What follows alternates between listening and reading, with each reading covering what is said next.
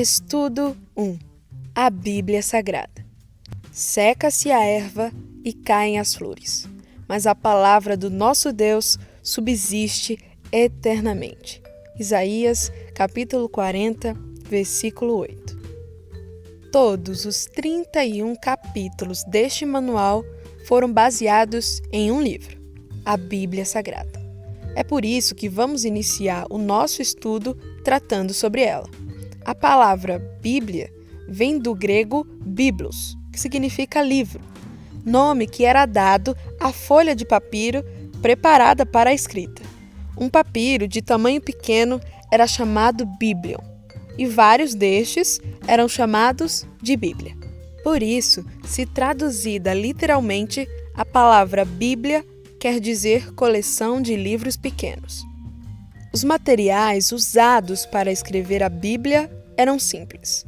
Os dois mais importantes foram o papiro e o pergaminho. O primeiro não era muito resistente. O papiro era uma planta aquática que crescia nos rios e lagos de pouca profundidade. As tiras eram extraídas e coladas umas sobre as outras até formarem um rolo. O pergaminho era mais resistente. Sua origem estava nas peles de ovelhas e cabras e entre outros animais. Essas peles eram tosadas e raspadas para se obter um material mais durável para a escrita. Por que é essencial saber isso? Só um livro muito especial e de indescritível valor sobreviveria até os nossos dias. Por quê? O material era frágil, mas o mantenedor não. É sobre esse livro singular que estudaremos. Verificando a doutrina na Palavra de Deus. Podemos confiar na Bíblia?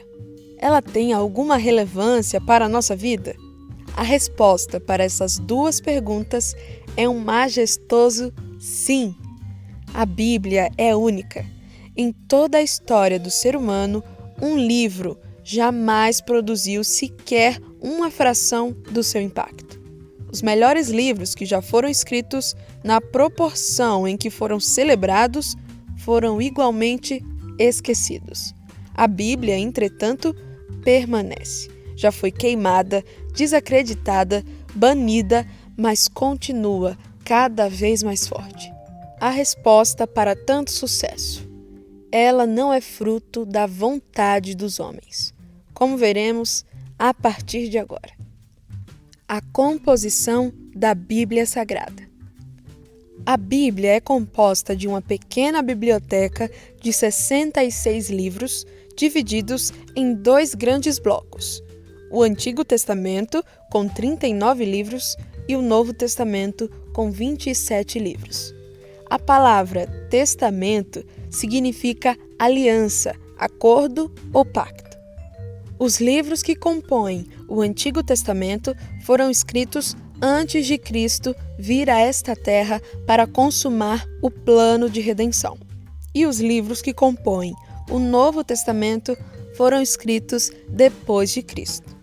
Todavia, as palavras antigo e novo referem-se aos acordos ou testamentos feitos por Deus com seu povo ao longo dos tempos, e não significam que os conteúdos dos livros de uma ou de outra parte da Bíblia têm menos ou mais validade para nós hoje. Todos são importantes e contêm orientações de Deus para a nossa vida. Tanto os livros do Antigo quanto os do Novo Testamento não foram escritos originalmente em capítulos e versículos, mas divididos posteriormente. Langston, professor da Universidade de Paris, dividiu a Bíblia em capítulos no ano de 1227. Stephanus, impressor parisiense, acrescentou a divisão em versículos nos anos de 1551 e 1555. Nesta última data, foi impressa a primeira Bíblia completa, com divisões em capítulos e versículos.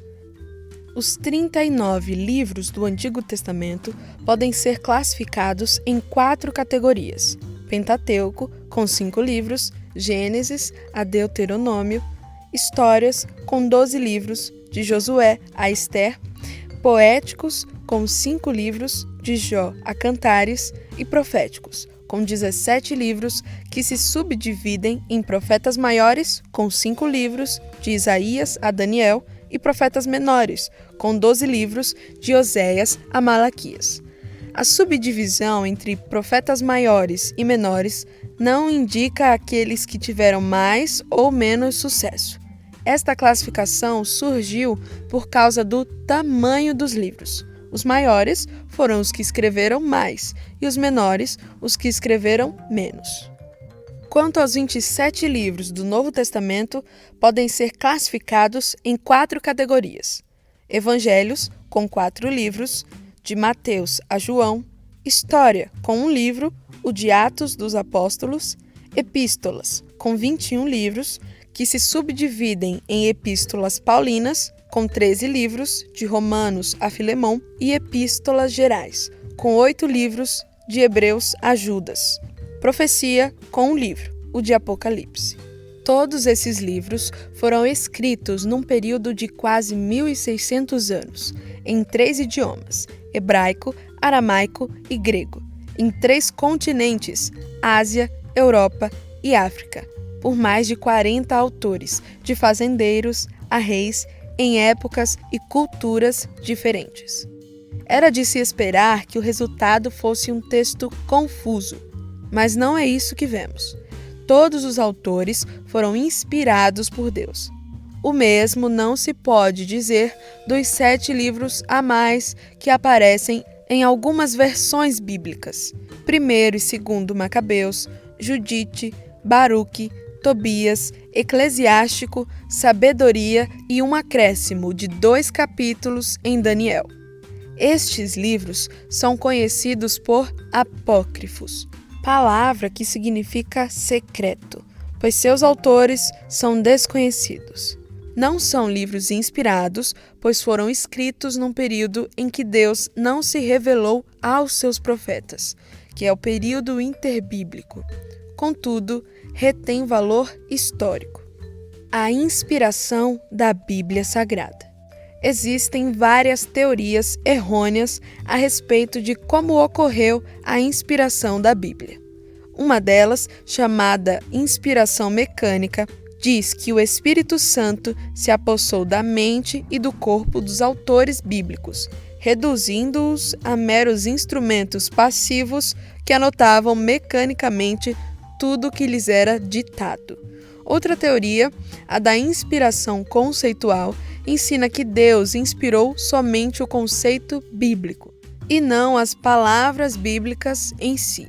Uma terceira, a inspiração parcial, ensina que só o que é essencial para a vida cristã é inspirado. Apesar de muitos acreditarem nessas teorias, não é isso que a Bíblia ensina. Em 2 Timóteo, lemos: toda a Escritura é divinamente inspirada. Veja que o texto diz toda. Isso é chamado de inspiração plenária. A Bíblia é inspirada em todas as suas partes. Além de ser plenária, essa inspiração também foi verbal. No texto original, a palavra inspirar é theopneustos, que significa literalmente soprado por Deus. Isto é, tudo que foi escrito pelos autores humanos foi emitido pelo sopro de Deus. Ele falou por intermédio deles. Eles foram seus porta-vozes. Este texto não elimina a personalidade do autor, mas mostra que cada letra que foi registrada na Bíblia está de acordo com a vontade de Deus. Está ali porque Ele quis. Por isso, a Bíblia tem autoridade que nenhum outro livro pode pleitear para si. Em 2 Pedro, também vemos a questão da inspiração da Bíblia confirmada. Nunca, jamais qualquer profecia foi dada por vontade humana. Entretanto, homens santos falaram da parte de Deus, movidos pelo Espírito Santo. Observe a expressão movidos pelo Espírito Santo. Pedro está dizendo que a Bíblia não foi escrita por homens que usaram suas próprias ideias, opiniões e palavras, mas sim por homens de Deus que foram movidos por Deus. No original, o termo traduzido por movidos significa ser conduzido, como uma embarcação é levada pelo vento. A ideia é que os profetas içaram suas velas ao serem obedientes e receptivos, e o Espírito Santo as soprou e levou seu barco na direção que ele desejava.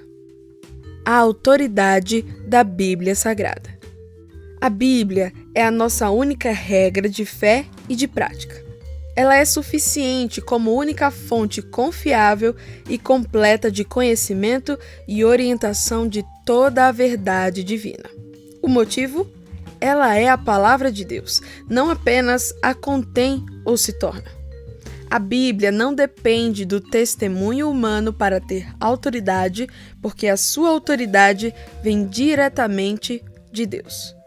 Por trás de cada palavra pronunciada por alguém está a pessoa que a pronuncia. Desta forma, a palavra de Deus, a Bíblia Sagrada, carrega em si a autoridade de Deus. Não crer na Bíblia é não crer em Deus. Desobedecer aos seus ensinos é desobedecer a Deus. Ao folhearmos as páginas das Escrituras, direta ou indiretamente, encontraremos aproximadamente 1.500 referências à própria Bíblia como a palavra de Deus que subsistirá eternamente. Os profetas consideravam suas profecias como palavras de Deus. Expressões como "a palavra do Senhor veio a mim dizendo", ou "assim diz o Senhor", ou "ouvi a palavra do Senhor", são comuns no Antigo Testamento. Todas elas assinalam a mesma verdade. As pessoas que as pronunciavam sabiam que estavam falando a palavra de Deus. Quando as registraram, essa consciência persistiu. Os escritores do Novo Testamento também entendiam que seus próprios escritos eram palavra de Deus. Veja o que Paulo disse em sua primeira carta à igreja de Corinto. Também falamos dessas coisas, não com palavras ensinadas pela sabedoria humana, mas com palavras ensinadas pelo Espírito Santo. Pedro, em sua segunda carta, ao se referir aos escritos de Paulo, dizendo que ele escrevia coisas difíceis de entender, afirmou que os ignorantes e inconsistentes os distorcem, como fazem com as demais escrituras. Observe que Pedro, de forma clara, considerava os escritos de Paulo escritura. Isto é, eles tinham autoridade como todos os outros livros do Antigo Testamento. A unidade da Bíblia Sagrada.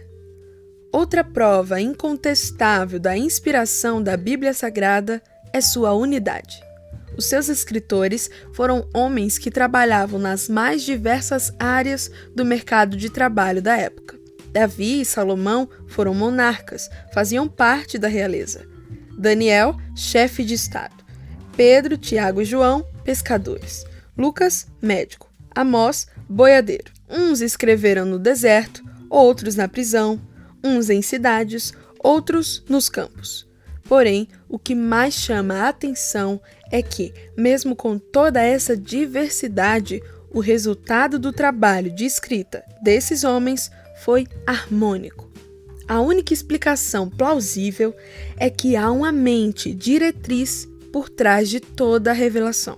Apesar de todas as diferenças culturais e intelectuais e da extensão de tempo que separam os autores bíblicos, a Bíblia Sagrada apresenta unidade de tema.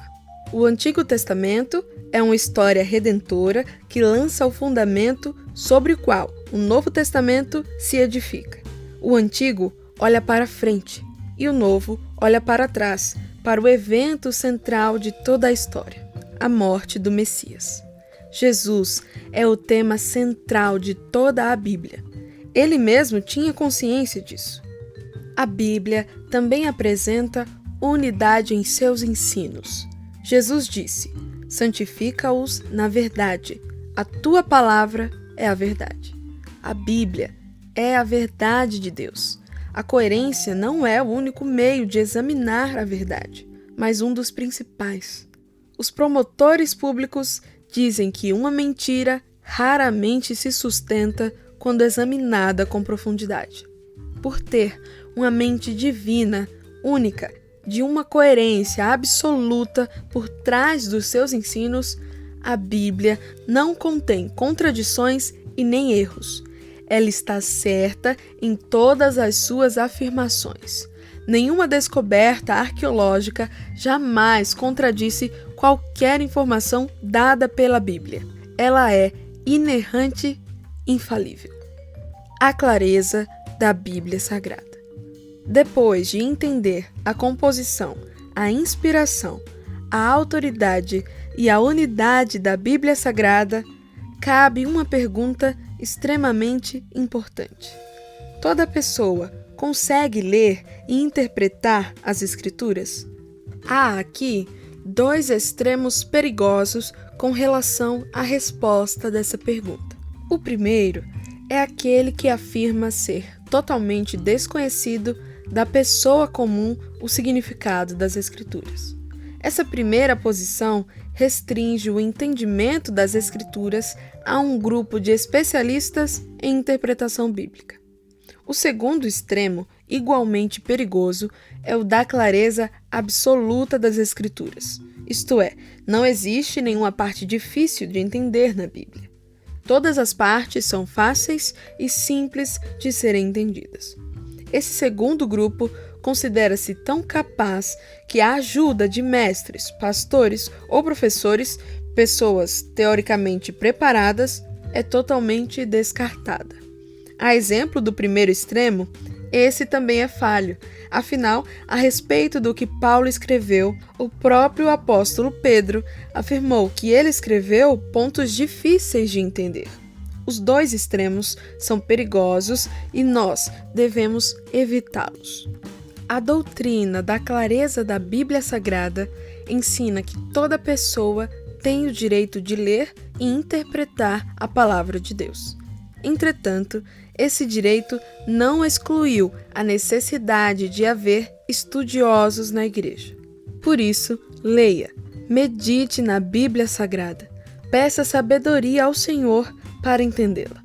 É possível, sim, aprender os princípios básicos da fé cristã ao ler a Bíblia, sobretudo quanto à salvação em Cristo Jesus.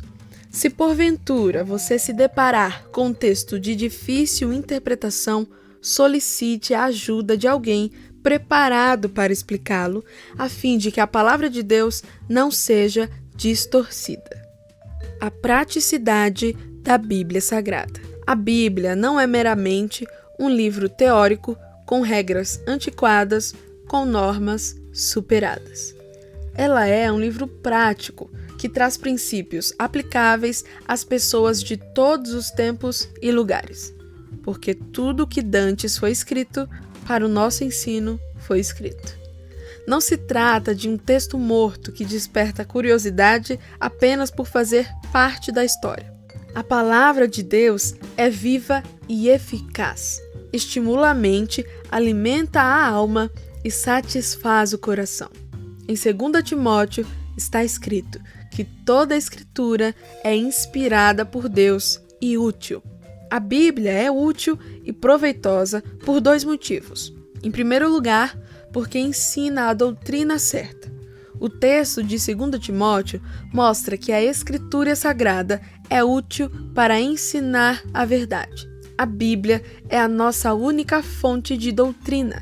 Contudo, é preciso estudá-la com meditação e praticá-la com seriedade e reverência. O apóstolo João afirma em Apocalipse capítulo 1, versículo 3, "Bem-aventurado aquele que lê e os que ouvem as palavras desta profecia e guardam as coisas que nela estão escritas, porque o tempo está próximo." Em segundo lugar, a Bíblia é também útil para mostrar a conduta certa. Além de ser a nossa única regra de doutrina, é também a nossa única regra de conduta. As mudanças têm acontecido com muita rapidez na ética e na moral. Todos os dias somos impactados com novos conceitos e novos costumes. Por isso, é importante conhecermos as Escrituras. Elas são o nosso perfeito código ético-moral, que serve para nos orientar e nos corrigir em todas as áreas da nossa vida. Ela nos foi dada para nos fazer compreender o que está errado nas nossas vidas. Ela nos endireita e nos ajuda a fazer o que é correto.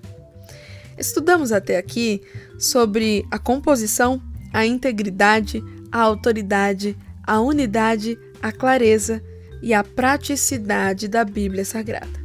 A Bíblia foi o livro para ontem, sem dúvida será para amanhã. Mas, em relação a nós, é o livro para hoje. Que a palavra de Deus, que é viva e eficaz e mais cortante do que qualquer espada de 2 gumes e que pode nos tornar sábios para a salvação mediante a fé em Cristo Jesus, dirija a nossa vida. Praticando a doutrina da palavra de Deus. Leia a Bíblia Sagrada com devoção. O Espírito Santo é o mestre do povo de Deus. Em 1 Coríntios, capítulo 2, versículo 11, lemos que ele conhece a natureza e a vontade de Deus. As coisas de Deus, ninguém as conhece, senão o Espírito de Deus. Só ele sabe realmente o que Deus pensa e partilha conosco esse pensar de Deus. No versículo 13 do mesmo texto, está escrito que ele não somente conhece, mas também nos explica a palavra de Deus e nos ensina a pensar. Portanto, estudar as Escrituras Sagradas é uma atividade espiritual para a qual precisamos da ajuda do Espírito Santo, porque elas se discernem espiritualmente. Leia a Bíblia em atitude de oração. Peça ao Senhor, desvenda os meus olhos para que contemple as maravilhas da tua lei. Leia a Bíblia Sagrada com submissão. Devemos estudar a Escritura com coração humilde, porque Deus resiste aos soberbos, contudo, aos humildes concede a sua graça. Aqueles que estudam as Sagradas Escrituras com regularidade e profundidade vão descobrir e entender muitas verdades e princípios espirituais que, algumas vezes, irão confrontar aquilo que creem, pensam e, às vezes, ensinam como se fosse verdade. O que fazer nessas ocasiões? Submeter-se ao ensino da Bíblia. Leiamos a palavra de Deus com submissão. Ela é lâmpada para os pés e luz para o caminho. À semelhança do salmista, alegre-se em poder seguir o caminho do Senhor. Leia a Bíblia Sagrada com satisfação. A leitura e o estudo da Bíblia não são simplesmente exercícios teóricos do intelecto. Oferecem-nos um regozijo que nenhuma literatura humana pode proporcionar quando nos aproximamos dela com coração alegre e feliz.